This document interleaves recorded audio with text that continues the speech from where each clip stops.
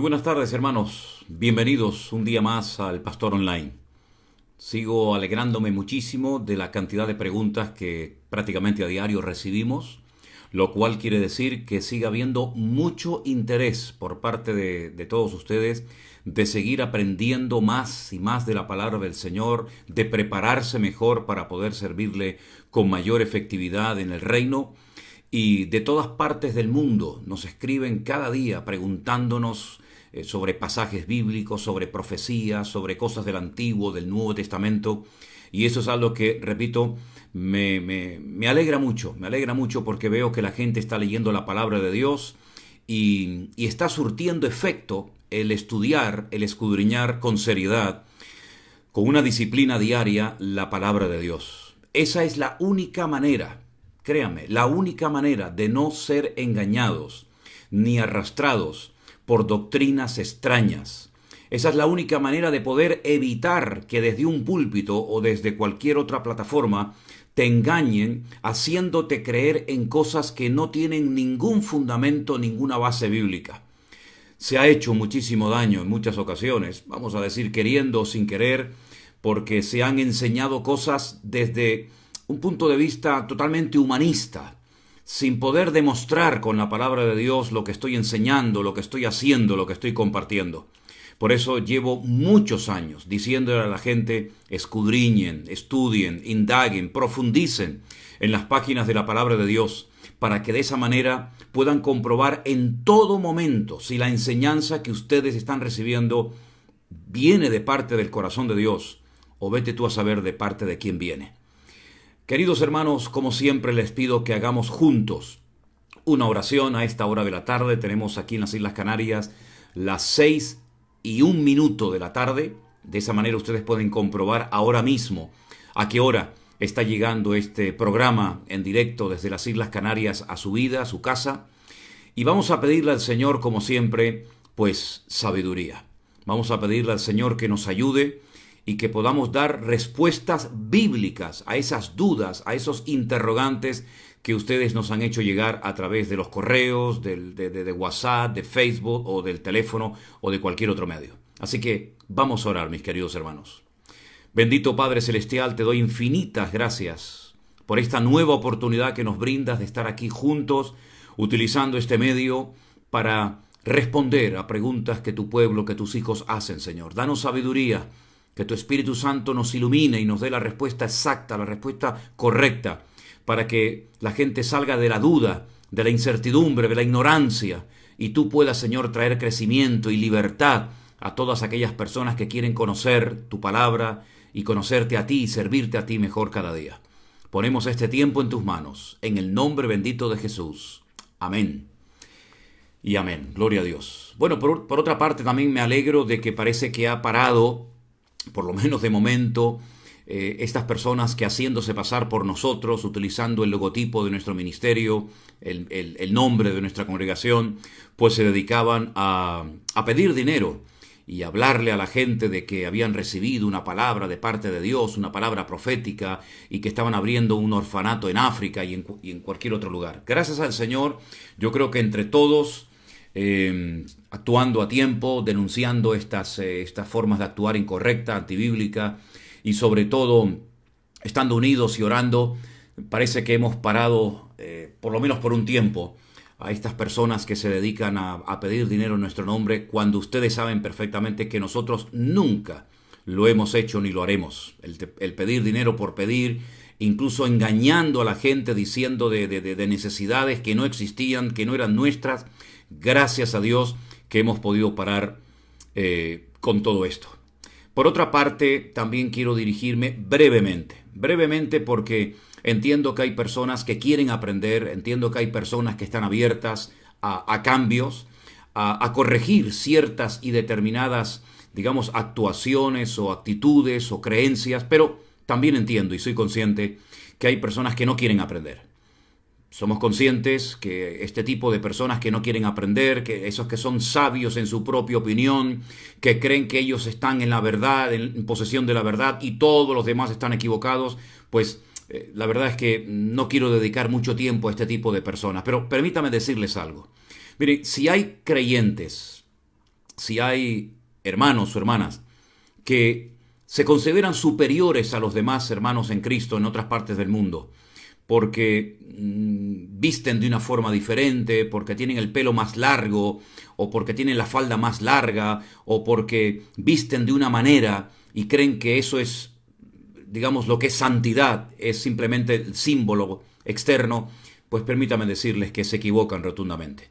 Si bien es cierto que las personas, tanto hombres como mujeres, no tenemos que utilizar la ropa para provocar ni para llamar la atención de nadie, cuando hay un creyente, un hermano, una hermana, que piensa que por la forma de vestir de él o de ella es más santo que los demás, eso es orgullo. Nosotros no somos ni más ni menos que nadie. El Señor sabe lo que somos, Él conoce nuestros corazones, y si para alguna persona el ver en un momento determinado un vídeo, una predicación, y ver a una persona que sube a una plataforma a cantar o a predicar o a compartir un testimonio o lo que sea, pues con pantalón, y piensan que eso es una abominación, pues mire, primeramente decirle que está rotundamente equivocado, totalmente equivocado. Y en segundo lugar, mire, si para usted es una piedra de tropiezo muy grande, algo insalvable, algo imposible de aceptar, que una mujer suba a una plataforma con unos pantalones, pues con dejar de ver ese vídeo, con dejar de ver ese culto, esa reunión, problema solucionado. Pero el creernos superiores a los demás por la forma como nosotros vivimos o entendemos nuestro cristianismo, eso es falta de amor.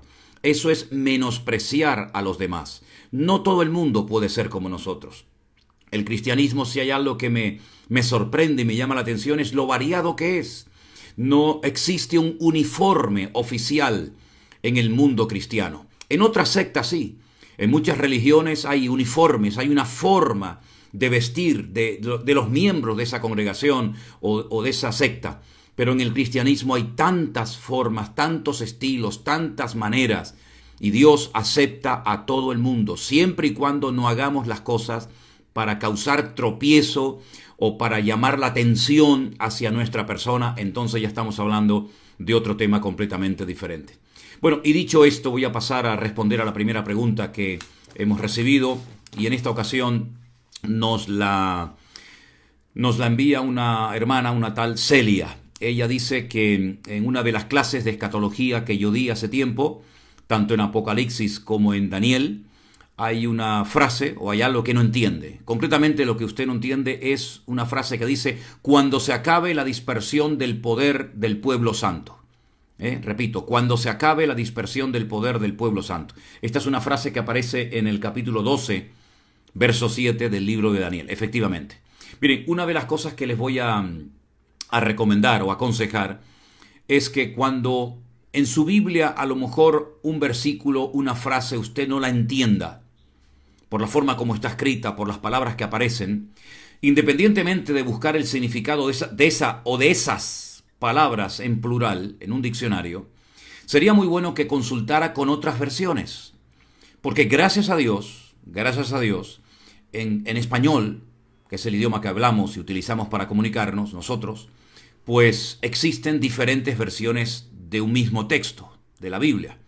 Entonces le voy a leer la misma frase, pero en otra versión. Y dice así: cuando llegue al límite de sus fuerzas el pueblo santo. Es decir, el pueblo de Israel llegará a un momento en el que llegará al límite. Hoy en día presumen, y con razón, de que todas las guerras que han liberado desde 1948, año en el que volvieron a entrar en su país, todas las guerras las han ganado, efectivamente, es así. Pero la Biblia nos enseña que el pueblo de Israel entrará en un periodo de angustia. De hecho, hay una parte en la Biblia que habla del tiempo de angustia de Jacob. Israel llegará a un momento de apretura, de estrechez, de una situación límite. Bueno, pues Daniel está hablando de ese periodo de la historia, de esa limitación en su poderío militar, en sus fuerzas. Cuando llegue Israel al límite es cuando una serie de cosas que están relacionadas con los últimos tiempos se van a cumplir. Esas cosas están escritas en el libro de Daniel, en el libro de Ezequiel, en el libro de Apocalipsis y otros, ¿vale? Entonces, repito, el consultar a veces un mismo texto, una misma parábola, una misma profecía, en otras Biblias de versión diferente, puede ayudar en un momento determinado a entender mucho mejor el versículo que a priori usted está leyendo y no termina de entenderlo. ¿De acuerdo? Bien, seguimos adelante, avanzamos. Una hermana dice que en Ezequiel capítulo 33, y el capítulo 33 del libro de Ezequiel lo tengo abierto ahora mismo delante de mí en mi Biblia, nos habla acerca, por lo menos la primera parte, del versículo 1 al versículo 9, de los deberes del atalaya. Es decir, de aquella persona que estaba en un puesto de observación, vigilando, oteando hacia el horizonte, para vigilar, una especie de soldado que estaba de guardia, vigilando, cuidando que no viniera el enemigo y atacara, y destruyera la ciudad. Esta hermana dice que hay un versículo que dice, pero su sangre yo la demandaré de su mano. Es decir, si el atalaya no daba señal de aviso, se quedaba dormido, se distraía y no daba señal de aviso, no hacía tocar la trompeta, la alarma, para anunciar al pueblo el peligro inminente que venía, el Señor dice, yo demandaré de su mano la sangre. Es decir, el atalaya era una persona muy importante, no se podía quedar dormido. Todos los que hemos estado en el ejército y hemos estado de guardia en muchas ocasiones, sabemos perfectamente que el que está de guardia está cuidando, está protegiendo a todos sus compañeros que están durmiendo. No te puedes quedar dormido, tienes que dar la señal de alarma, tienes que actuar en consecuencia y tú eres el responsable del bienestar, de la tranquilidad del cuartel, del lugar donde estás, digamos, de guardia. Pues esta hermana dice, esta consecuencia está vigente hoy en día. Los que tenemos la oportunidad de predicar las buenas nuevas y no lo hacemos, bueno, vamos a ver, es que predicar las buenas nuevas, predicar el evangelio no es una opción, no es una propuesta, es un mandato. Id por todo el mundo y predicar el evangelio a toda criatura. No es que, bueno, como no quiero hacerlo, no lo hago, o el que quiera hacerlo, no. O sea, ay de mí, decía el apóstol Pablo, ¿verdad? Y nos apropiamos de esa frase, ay de mí, si no anunciar el evangelio. Por lo tanto, somos responsables ante Dios de las personas que conocemos, de nuestros familiares, amigos, vecinos, compañeros de trabajo, etc.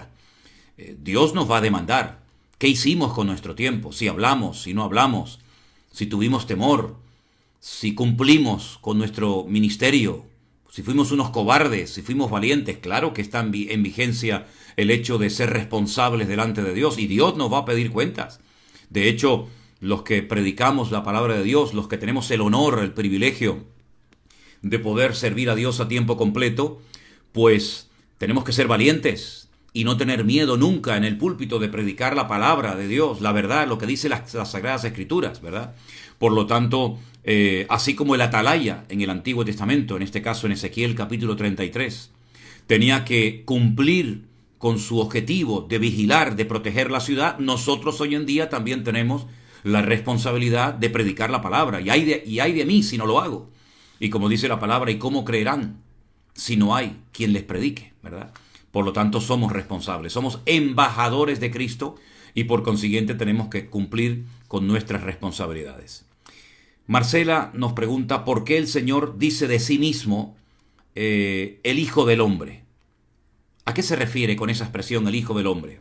Esa expresión, Ben Adán, habla de su humanidad. El Señor Jesucristo, cuando se habla de Él, se habla como el Hijo de Dios, como el Hijo de David, como el Hijo del Hombre. Son distintas expresiones y lo que tenemos que tener bien claro es que el Señor Jesucristo, aunque era Emmanuel, Dios con nosotros, ¿verdad? Humanado, encarnado, el Verbo, como lo llama Juan capítulo 1, el Verbo hecho carne. Juan capítulo 1 es un capítulo extraordinario, donde dice que todas las cosas fueron creadas por Él y para Él. Pues ese Verbo se encarnó, se humanó y habitó entre nosotros y vimos su gloria, ¿verdad? Ahora bien, Él toma forma humana en lo que significa forma humana 100%. Se cansaba, tenía que dormir, tenía que comer, tenía que respirar. Él era 100% humano, pero nunca dejó, jamás, de ser quien dijo que era, ¿verdad? Por consiguiente, esa expresión, el Hijo del Hombre, habla de su humanidad. A lo largo de la historia se han levantado distintas herejías. Una de ellas decía que Cristo era solamente hombre, solamente humano, pero no era Dios. Otros, por el contrario, enfatizaban de que él era humano, era divino, pero no tenía nada que ver con un hombre en el sentido de que él no se cansaba, no respiraba como cualquier ser humano, sino era una especie como de visión. No, en absoluto. Jesús era 100% humano, 100% divino. No le quitemos ni una cosa menos. Eran las dos naturalezas cohabitando al mismo tiempo en nuestro Señor Jesucristo. Él dormía, como duermen los seres humanos. Él pedía agua porque tenía sed. Él tenía que descansar, tenía que comportarse como cualquier ser humano, incluso con las limitaciones de espacio y de tiempo, como las que tiene todo ser humano, pero al mismo tiempo era Dios. Podía perdonar pecados, podía multiplicar panes y peces, podía cambiar elementos por ejemplo, como el agua al vino, caminar por encima de las aguas, etcétera, etcétera. Hijo de hombre, era 100% humano y divino. Eso es lo que tenemos que tener en cuenta a la hora de decir quién era realmente, cómo era realmente nuestro Señor Jesucristo. Bien, pasamos a otra pregunta. Creo que esta pregunta ya se respondió en su momento. Me la vuelven otra vez a plantear. La NASA ha encontrado que falta un día en el universo. Es algo que cuenta Josué, es algo que se cuenta también en Segunda de Reyes, capítulo 20. ¿Podría explicarme sobre este tema? Bueno, yo creo que está bien claro. En esos capítulos que usted ha mencionado, Josué capítulo 20 del 12 al 14 y Segunda de Reyes 20 del 8 al 11, dice exactamente lo que ocurrió. Ni más ni menos. Lo que se cuenta ahí es lo que ocurrió. Que luego, siglos más tarde, la NASA haya descubierto que hay como una especie de desfase y que la NASA ha descubierto que falta una especie como de un día, pues bueno, esto es lo que corrobora y esto es lo que nos demuestra es que la Biblia es la palabra de Dios, que lo que la Biblia dice es verdad. Es que no tiene otra explicación. Es decir, todas las profecías, todos los milagros, todos los datos que nos proporciona la Biblia son reales, no son mitos, no son mentiras, son realidades, son hechos concretos. Que el hombre después, con el paso del tiempo, con sus máquinas, con sus inventos, descubra que aquello que ya decía la Biblia hace 1000, 2000 años o más era verdad, pues no tiene que sorprendernos. Es decir, yo no necesito que la NASA confirme que lo que la Biblia dice en Josué y en Segunda de Reyes es verdad. Yo sé que es verdad, aunque la NASA no lo hubiera descubierto y hasta incluso si lo hubiera negado. Porque ¿cuántos milagros niega la ciencia de que realmente fueron milagros? ¿Cuántas explicaciones humanas se les quiere dar muchas veces a acontecimientos bíblicos como para quitarle importancia? Bueno, el ser humano puede actuar como quiera, es libre de hacerlo. Puede decir lo que quiere y puede escribir y puede rechazar la palabra de Dios, pero nosotros sabemos perfectamente que todo dato de la Biblia, todo milagro, toda profecía, todo lo que ha ocurrido en la palabra de Dios es verdad. Que lo confirme o no la ciencia, bueno, pues tampoco dependo de la ciencia para creer en Dios. A mí la ciencia no me ha ayudado a creer en Dios, tampoco me ha perjudicado. Hay gente que dice, ay, yo doy gracias a Dios de que la ciencia me ha ayudado a entender que la Biblia es la palabra de Dios. Bueno, muy bien, yo no necesito que la ciencia me diga que la Biblia, que un pasaje, que un lugar, que un descubrimiento arqueológico confirma el dato bíblico y entonces ya me siento tranquilo y seguro y convencido porque por fin la ciencia ha demostrado que aquello que decía la Biblia era la verdad. Yo personalmente no necesito ningún tipo de confirmación para creerle a mi Dios y para aceptar que la palabra de mi Dios y de mi Señor es verdad.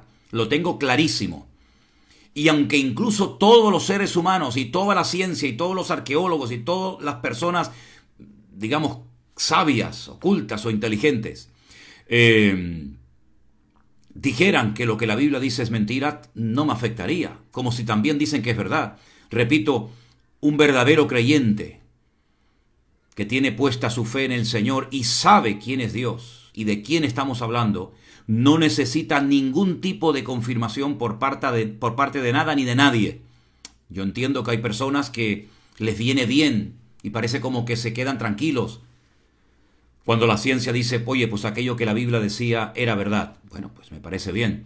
Pero repito, un creyente maduro en el Señor no necesita ningún tipo de confirmación por parte de nadie para quedarse tranquilo en cuanto a lo que lee de la Biblia es verdad o no. ¿Me explico? Bueno, si les parece, avanzamos, seguimos adelante. Luis dice, usted en uno de sus libros, en su libro puedo entender lo que relata sobre los dos olivos, pero yo lo que veo es que todos los personajes de Hebreos capítulo 11 murieron. Y entonces, ¿cómo dice que vendrán dos testigos con vida? Bueno, vamos a ver, es que... ¿y por qué los dos testigos tienen que ser personajes que se mencionan en Hebreos capítulo 11? Yo nunca he dicho eso.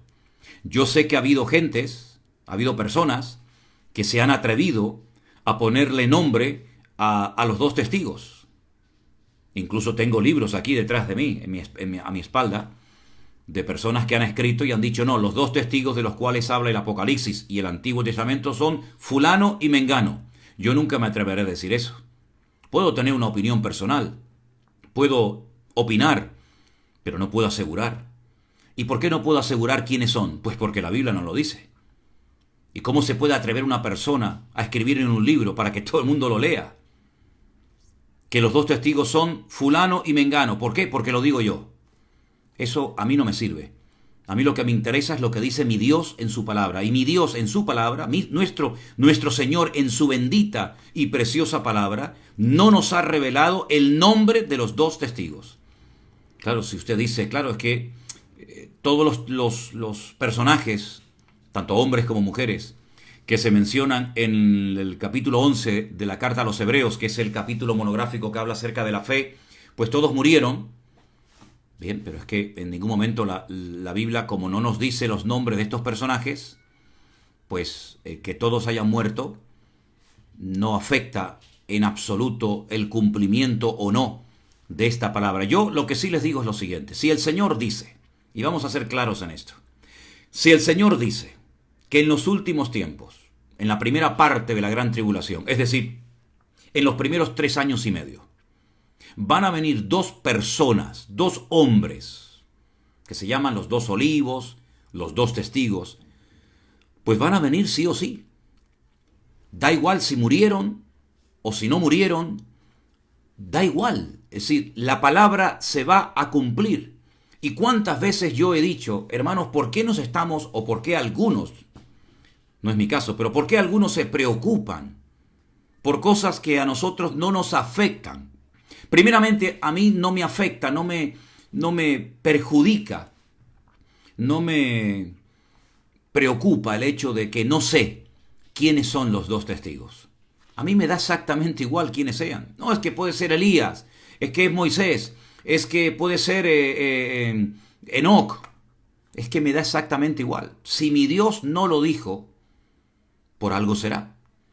De todas maneras, en su momento se verá de quién se trata, quiénes eran estas dos personas. ¿Que son Moisés y Elías? Pues gloria a Dios. ¿Que era Abraham y el profeta Malaquías? Pues gloria a Dios. Lo que Dios haga estará bien hecho. Lo que mi Señor envíe en su momento oportuno, diremos gloria a Dios. Por lo tanto, no nos vamos a preocupar por estas cosas, vamos a ocuparnos en otras cosas que sí es nuestro deber y obligación ocuparnos. Avanzamos. En Isaías capítulo 9, el versículo 10, voy a leer este versículo porque hay una hermana por lo visto se llama, si me lo pasaron bien, Victoria, que hace la siguiente pregunta. Isaías capítulo 9, versículo 10. Los ladrillos cayeron, pero edificaremos de cantería. Cortaron los cabrahigos, pero en su lugar pondremos cedros. La pregunta de esta hermana Victoria es, yo quisiera saber si este versículo, Isaías 9:10, se puede aplicar al derrumbamiento de las Torres Gemelas. Vamos a ver, hermana, vamos a ver. La ira de Jehová contra Israel. De eso es de lo que va a hablar el profeta Isaías en su capítulo 9, del versículo 8 en adelante. de la ira de Dios contra el pueblo de Israel. Aquí no aparecen las Torres Gemelas, aquí ni en ninguna parte de la Biblia aparecen las Torres Gemelas. Por lo tanto, esto es querer ver lo que no dice la Biblia. Así que le digo rotundamente que Isaías capítulo 9, verso 10, no tiene absolutamente nada que ver con las Torres Gemelas. Por lo tanto, no estemos tratando de justificar con este o con aquel versículo acontecimientos que ocurrieron o que ocurrirán en los Estados Unidos, cuando he dicho miles de veces que los Estados Unidos no aparecen en el programa profético de Dios. No aparece nada referente o directamente escrito para la nación de los Estados Unidos, en absoluto. Yo sé que ahí hay muchos cristianos y hay muchas iglesias y hay muchos hermanos que nos ven y nos conocemos, pero los Estados Unidos no aparece en el programa profético, escatológico de nuestro Dios, en absoluto, ¿sí? Yo sé que algunos en su momento trataron de buscar versículos. De todas maneras, estamos hablando de un acontecimiento que yo, si no recuerdo mal, creo que tiene ya por lo menos 20 años, pero en su momento estuvieron buscando muchos ministerios y creyentes qué versículo podrían utilizar para justificar el acontecimiento lamentable y terrible de las Torres Gemelas. Pues no lo van a encontrar, pues es que la Biblia no habla de Estados Unidos, la Biblia no habla de las Torres Gemelas, ni de Nueva York, ni de Manhattan, ni de San Francisco, ni de ninguna ciudad, de ninguna parte de ese país, porque simplemente no aparece en la Biblia ese país. La Biblia se enfoca más bien en otra dirección, ¿verdad? La geografía bíblica es mucho más reducida que lo que conocemos hoy en día como mundo, ¿de acuerdo? Bueno, seguimos adelante, hermanos. Una hermana, voy a omitir su nombre, dice: cada vez que yo desee hacer memoria de la muerte y de la resurrección de nuestro Señor Jesucristo y lea las palabras en la Biblia referente al tema del pan y del vino, ¿puedo tomar la Santa Cena yo sola en mi casa sin necesidad de que algún grupo congregacional como ustedes lo realicen? Yo lo hago en el nombre de Jesús y me siento muy bien y llena de paz, para gloria de Dios. Y cuando ustedes celebran la Santa Cena, yo también lo hago con ustedes. ¿Es correcto? Bueno, usted no me está consultando, hermana. Usted me está informando de algo que ya viene haciendo. Por lo tanto, si usted está tomando el pan y el vino sola en su casa y se siente bien, llena de paz y de alegría y de gozo, y me pregunta a mí si lo puede hacer, es que ya lo está haciendo. Usted no me está, repito, consultando nada. Usted me está informando de algo que ya está haciendo. Yo lo que sí le preguntaría es, ¿usted es miembro de alguna iglesia, hermana? ¿Quién es su iglesia? ¿Quién es su pastor? ¿Cuál es su congregación? Porque me imagino que si usted tiene una congregación, pues participarán de la Santa Cena en momentos puntuales, o presencialmente o virtualmente. Sé que ayer nosotros, en el culto que tuvimos por la tarde, cuando celebramos la Santa Cena, todos los miembros o muchos de los miembros de nuestra iglesia virtual alrededor del mundo también participaron juntamente con nosotros. Pero esos hermanos que lo hicieron, la inmensa mayoría son miembros de nuestra congregación.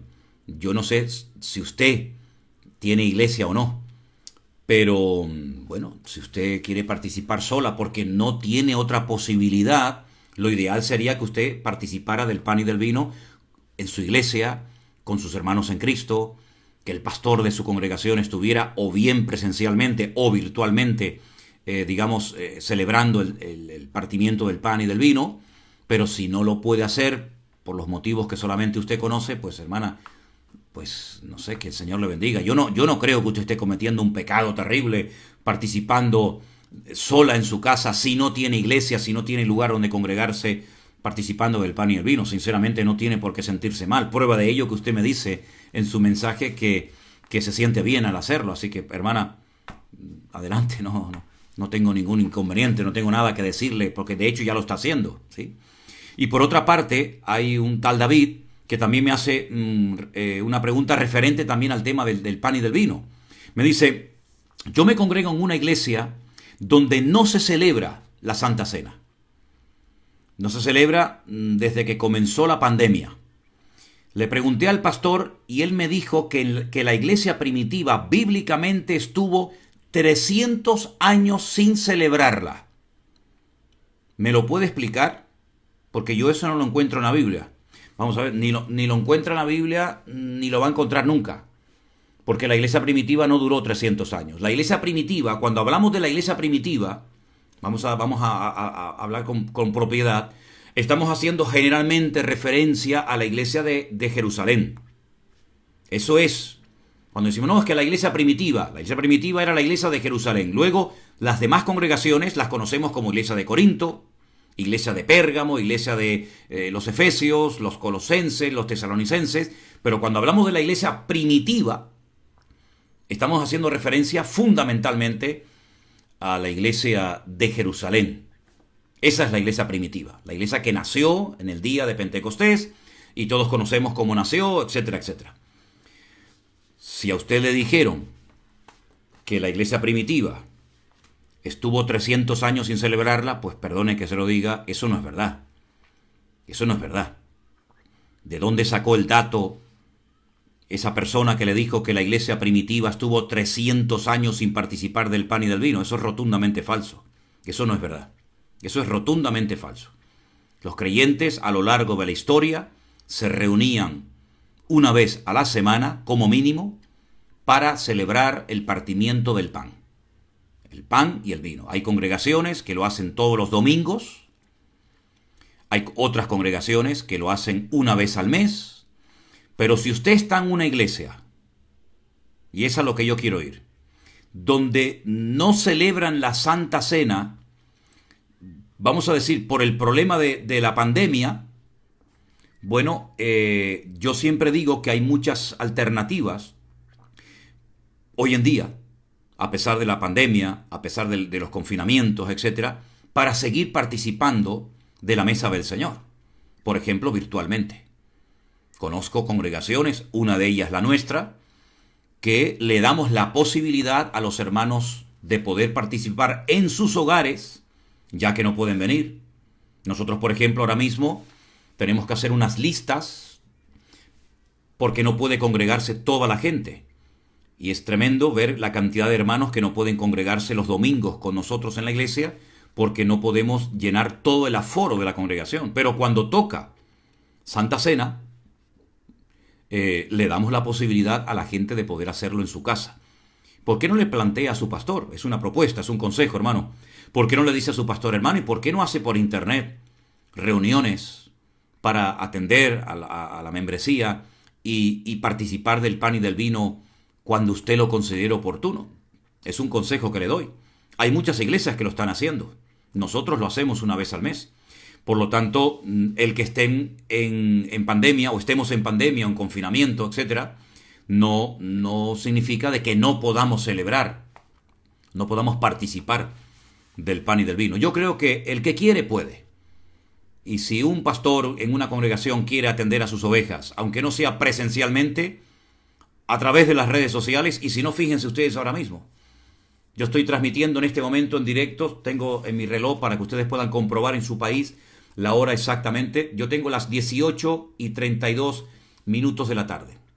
18:32 de la tarde. ¿Cuánta gente hay conectada ahora mismo? Supuestamente 1633. Pero sabemos que son muchos más. Porque me consta que hay hogares donde hay 8 y 10 personas. También sé que hay hogares donde a lo mejor hay una persona. Es decir, como mínimo somos el doble en este momento conectados de los que ustedes ven en pantalla. 1635 o 40 puntos diferentes. Es decir, a través de las redes sociales se puede predicar la palabra, se pueden tener cultos de oración, se pueden tener reuniones, digamos, de jóvenes, de niños. A través de las redes sociales se puede participar del pan y del vino. Es decir, hay muchas posibilidades hoy en día de atender a una congregación, gracias al Señor, a través de las redes sociales. Y gracias al Señor que hay muchísima gente con un interés tremendo de aprender. Y yo creo que la Santa Cena se puede también hacer, y no es ningún pecado ni ninguna cosa extraña, virtualmente, que cada miembro en su casa, cuando llegue el momento de partir el pan y el vino, lo puedan hacer. Quiero recordarles, y ahora dentro de poco vamos a celebrar un año de aquel tiempo, quiero recordarles que yo estuve personalmente más de 2 meses predicando a sillas vacías. No es nada agradable, no es nada bonito, fue para mí una experiencia nueva, pero estuve más de 2 meses predicando a sillas vacías, con mi hija Miriam y con mi esposa Elena, y este que les habla allí, encerrados en la iglesia, sin poder salir a ninguna parte. Pero predicábamos, orábamos, tuvimos Santa Cena, en ningún momento se dejó de atender a la congregación. Es más, en ese tiempo, miles y miles de personas, muchos de ustedes, se conectaron y comenzaron a ser alimentados y atendidos espiritualmente en el peor, entre comillas, en el peor momento. Pero fue, por otra parte, el mejor momento, y nunca olvidaré, le agradeceré toda mi vida a esa persona, no sé si está conectado o no, que me mandó un día un mensaje diciéndome: pastor, cuando usted se sienta solo, creyendo que nadie le está viendo o escuchando, no se preocupe, es cuando más gente le estará viendo y escuchando. Y eso me dio un ánimo en ese momento tremendo, hasta el punto que, bueno, que fue una bendición para nosotros, en pleno confinamiento, sin poder salir a la calle prácticamente para nada, saber que todos los días, o varias veces a la semana, había cientos, miles y miles de hermanos en todas partes del mundo orando por nosotros, nosotros orando por ellos. Ahí surgió el famoso tiempo del pastor online de preguntas y respuestas. Ahí nacieron los devocionales, etcétera, etcétera. Por lo tanto, yo creo que sería muy bueno que hubiera una renovación y una adaptación a los nuevos tiempos. A todos nos gusta asistir a la iglesia, a todos nos gusta ir al culto, pero si no se puede, buscamos otra opción, y el Señor va a bendecir a su pueblo cuando se esfuerza y cuando quiere agradar a Dios, a pesar de las limitaciones y a pesar de los obstáculos. Gracias al Señor, podemos seguir adelante. Y voy a responder también a la pregunta de una hermana que dice: ¿quiénes son los millones y millones de personas de Apocalipsis capítulo 5 del versículo 9 al 11? Bueno, vamos a buscarlo. Los que tengan Biblia a mano, vénganse conmigo al último libro de la Biblia. Esta hermana llamada Mónica pregunta: ¿quiénes son estos millones de personas que se mencionan en Apocalipsis capítulo 5 del versículo 9 al 11? Bueno, vamos a leer el texto y vamos a ver qué es lo que nos dice la palabra.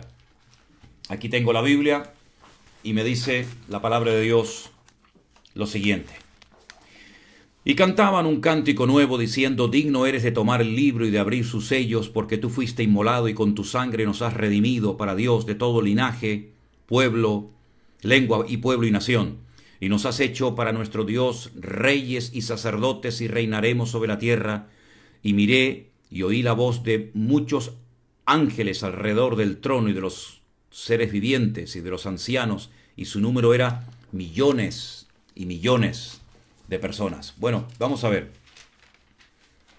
La Biblia nos enseña que cuando estemos en la presencia del Señor, habrán millones y millones y millones de personas que a lo largo de la historia de la humanidad y de los tiempos lograron salvarse a través de la obra de Cristo en la cruz del Calvario.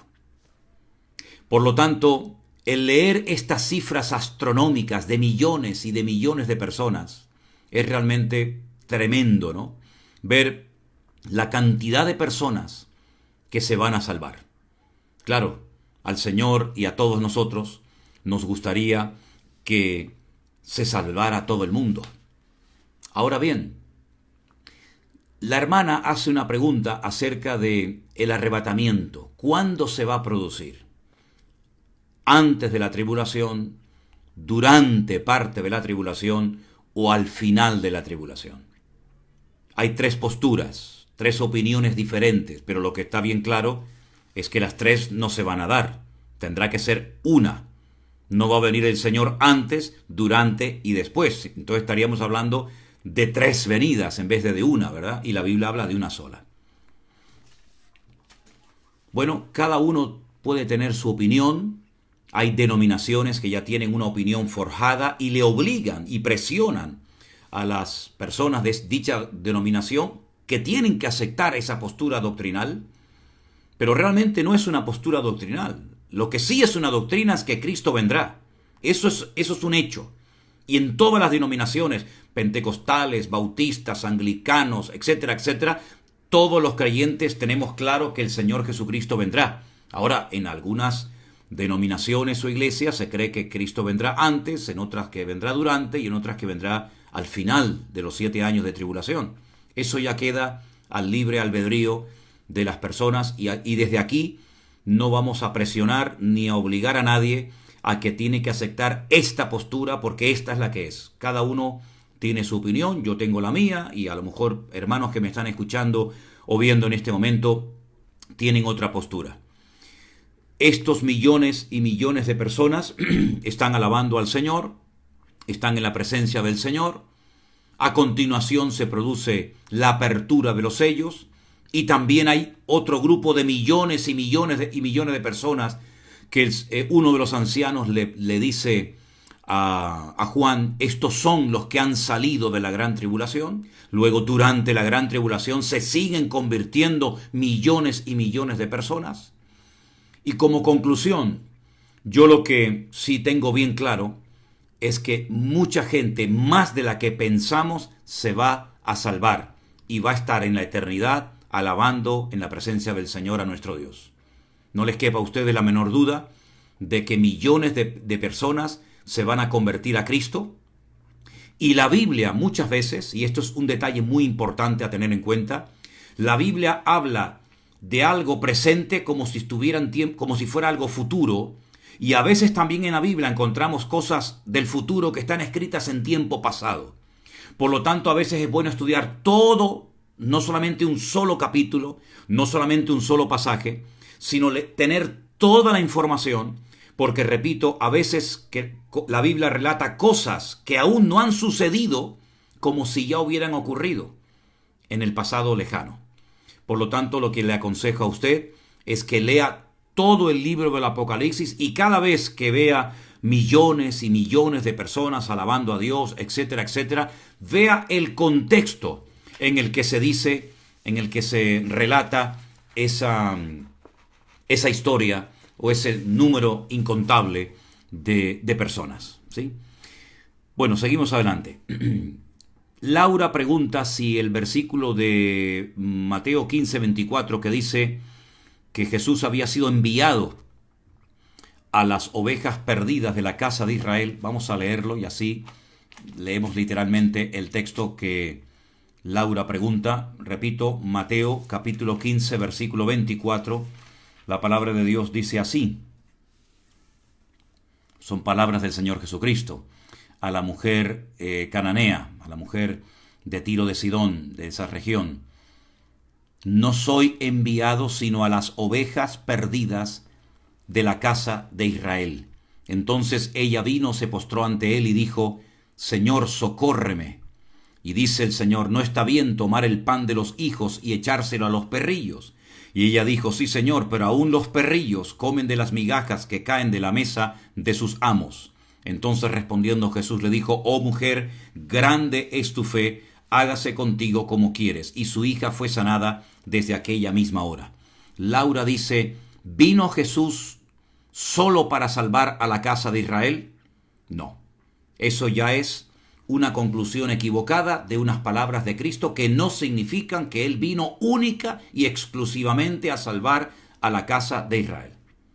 Porque esta mujer que recibe un milagro y una intervención milagrosa del Señor Jesucristo en su vida no era parte de la casa de Israel. Era una mujer sirofenicia, una cananea. Por lo tanto, decir que Jesús vino única y exclusivamente a salvar a la casa de Israel es un disparate. Porque entonces, ¿qué pasa con los que no son judíos? ¿No se pueden salvar? Otra cosa, y es lo que hay que aclarar, es que el Señor Jesucristo vino a Israel para confirmarle a Israel las promesas y las profecías mesiánicas y para que a través de Israel, como luz de las naciones, fueran por todo el mundo predicando el Evangelio y las naciones se convirtieran y conocieran al Mesías a través de la casa de Israel, cosa que no ocurrió. Porque como bien saben ustedes, lamentablemente, Israel en su mayoría, aunque hubieron muchos judíos que se convirtieron, rechazó al Mesías. Y ese privilegio de llevar el Evangelio a través de Israel al mundo entero, pues realmente quienes mejor lo han cumplido han sido las naciones no pertenecientes a la casa de Israel, es decir, los gentiles, los goyín.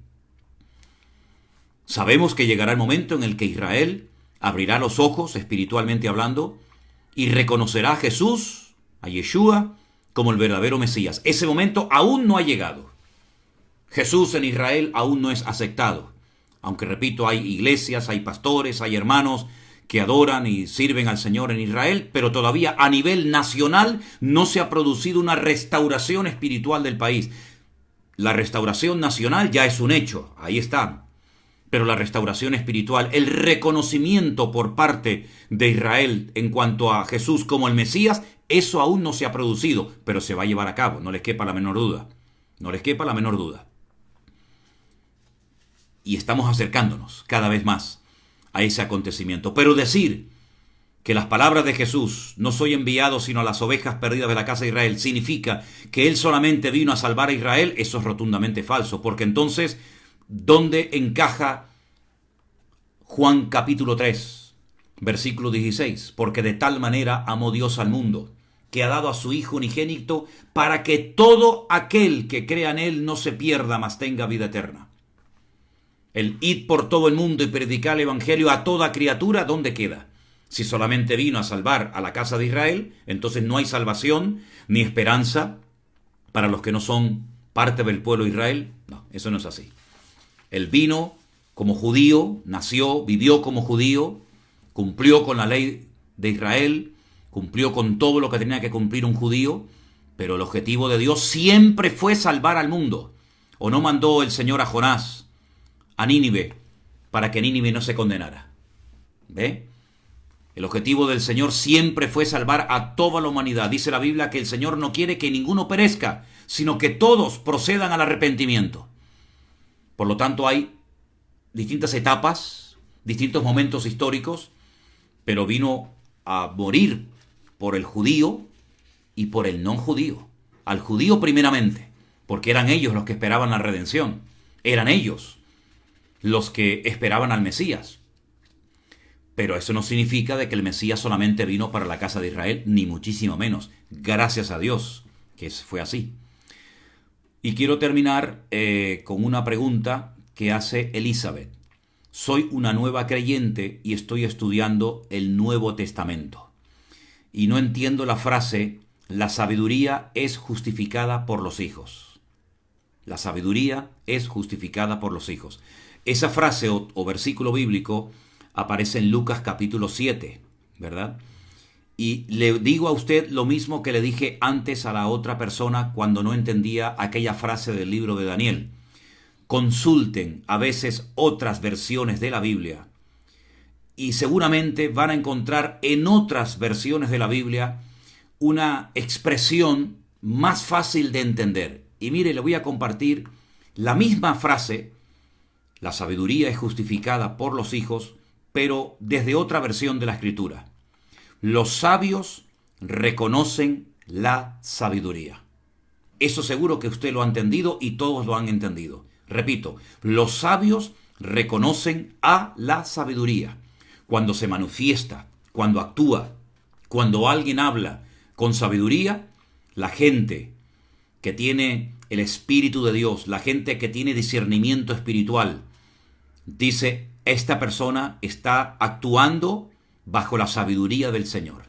Esta persona tiene sabiduría para predicar, para hablar, para compartir, para solucionar una situación, etcétera, etcétera. Eso es lo que quiso decir el Señor, que los sabios van a reconocer cuando una persona actúa, habla y se comporta con sabiduría. Entonces, recuerdo a todos que a veces en la versión en la que estamos estudiando la Biblia, no se entiende el pasaje, pero a lo mejor consultando otra versión, se entiende perfectamente. No vamos a quedarnos bloqueados ni estancados ante una palabra, ante un texto que no entendemos, porque a lo mejor consultando con otra versión de la Biblia se entiende muchísimo mejor. Solemos utilizar la Reina Valera 1960, pero hay otras versiones, ¿verdad?, que nos pueden servir a entender el pasaje que estamos estudiando o estamos tratando de entender. Pues mis queridos hermanos, hemos llegado por hoy al final de este tiempo. Espero que haya podido ayudar y haya respondido a las preguntas que llegaron en estos últimos días hasta nosotros. Que el Señor nos continúe bendiciendo, que el Señor nos ayude. Yo observo que mientras hablo y mientras comparto, ustedes están constantemente mandando mensajes. Me resulta prácticamente imposible estar hablando, estar pensando en una respuesta y estar leyendo al mismo tiempo los mensajes que recibo. Intentaré leerlos poco a poco, pero como siempre, toda la honra y toda la gloria sea para nuestro Dios. Toda la honra y toda la gloria sea para nuestro Dios. El pasaje que comentaba ahora se encuentra en Lucas capítulo 7, del versículo 31 al versículo 35. Ese es el pasaje al cual estábamos dando una respuesta para ayudar a nuestra hermana Elizabeth a entender mejor la expresión "la sabiduría es justificada por los hijos". Que Dios les bendiga, mis queridos hermanos, y si les parece, nos unimos un momentito juntos y oramos al Señor. Vamos a hacerlo. Padre Celestial, bendice, sigue bendiciendo tu amada iglesia en todas partes del mundo donde se predica tu palabra, donde se predica tu evangelio. Que haya bendición, que haya vidas restauradas, cambiadas y transformadas por tu bendito y precioso poder y autoridad. Nos encomendamos a ti. Sigue guardándonos, sigue utilizando nuestra vida y bendiciendo nuestras vidas para que tu palabra corra y sea glorificado tu nombre. Gracias por cada hermano, Señor, que en esta tarde se ha podido conectar y otros que lo harán más tarde. Síguenos ayudando a seguir avanzando, creciendo, desarrollándonos cada día como creyentes, sirviéndote mejor con efectividad en tu iglesia. Ponemos nuestra vida en tus manos, en el nombre de Jesús. Amén. Y amén. Mis queridos hermanos, no me quiero marchar sin antes darle las gracias a todos los que siguen orando por nosotros. Quiero decirles, y lo digo de corazón y de verdad, que noto personalmente la cantidad de gente que está orando por nosotros. Es algo increíble cómo se puede notar, a pesar de la distancia, las oraciones que la gente hace por nosotros, por nuestro ministerio, por nuestra congregación, por mi familia. Les agradezco de todo corazón a todos los hermanos que yo sé que todos los días oran por nosotros. Y a veces hasta altas horas de la madrugada. Como sé que hay hermanos, por ejemplo, hoy nuestro hermano Osman, desde Tierra Alta, en Colombia, a las 3 de la madrugada, allí estaba pendiente, levantado, para escuchar el devocional de hoy en directo. Dios les bendiga de todo corazón, mis queridos hermanos. Gracias por todo el apoyo recibido. Gracias también a todos los que sin decirlo, sin pedirlo, apoyan la obra del Señor con sus ofrendas, no solamente con sus oraciones, sino con su apoyo material para que el ministerio siga adelante.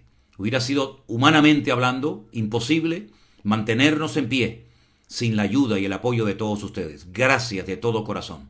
Que el Señor les bendiga grandemente.